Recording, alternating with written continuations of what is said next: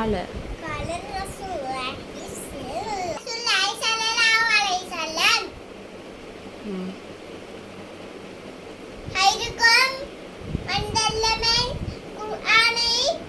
குர்ஆன வஅல்லமஹு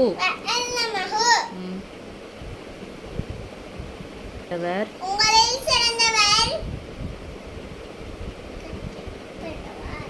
கற்றிப்பெறுவார். குர்ஆனை கற்று